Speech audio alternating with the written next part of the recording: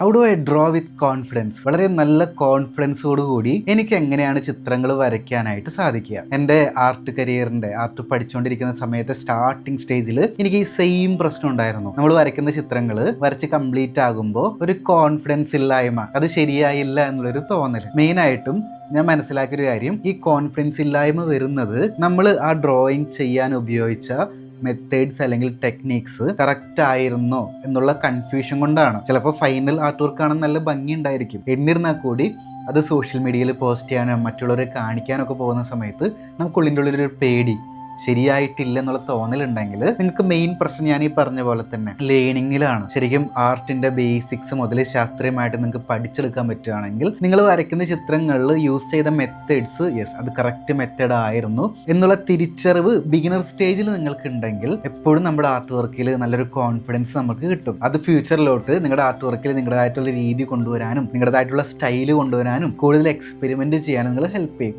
So starting സ്റ്റേജിൽ എൻ്റെ art വർക്കിൽ എനിക്ക് ഉണ്ടായിരുന്ന കോൺഫിഡൻസ് കുറവ് ഞാൻ എങ്ങനെയാണ് സോൾവ് ചെയ്തതെന്ന് വെച്ച് കഴിഞ്ഞാൽ, ഞാൻ കൃത്യമായിട്ടുള്ള കാര്യങ്ങൾ പഠിച്ചെടുക്കാനും അത് നല്ല രീതിയിൽ പ്രാക്ടീസ് ചെയ്ത് അതിൽ നല്ലൊരു റിസൾട്ട് കണ്ടെത്താനും ശ്രമിച്ചു എന്നുള്ളതാണ്. സോ നിങ്ങളോടും എനിക്കത് തന്നെ പറയാനുള്ളൂ. കൃത്യമായിട്ടുള്ള സ്റ്റെപ്സിലൂടെ ചിത്രകല പഠിച്ച് നിങ്ങൾക്കും നല്ല ചിത്രങ്ങൾ വരയ്ക്കാനായിട്ട് സാധിക്കും.